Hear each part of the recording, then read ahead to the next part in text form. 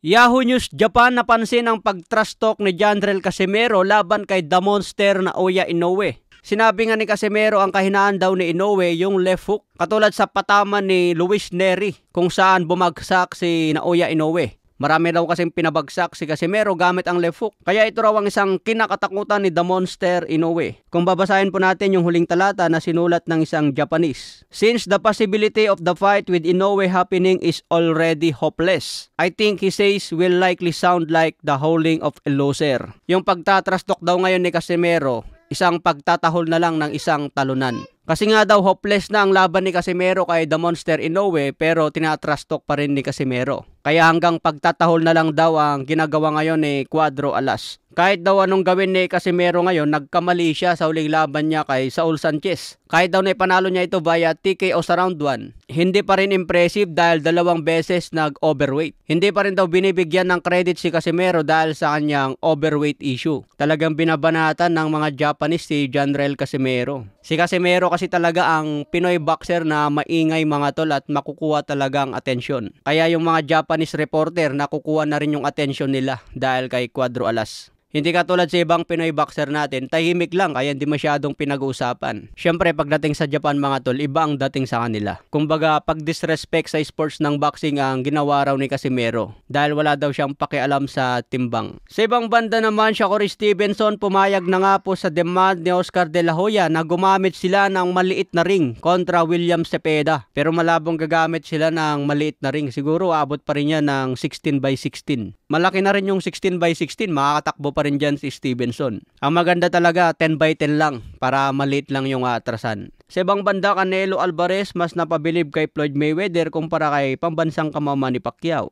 Noong panahon daw nakalaban niya si Mayweather, sobrang talino raw ni Mayweather. He is so smart, he had everything and a complete fighter. Marami raw natutunan si Canelo kay Mayweather, kaya mas na-motivate siya na maging greatest fighter kagaya ni Mayweather.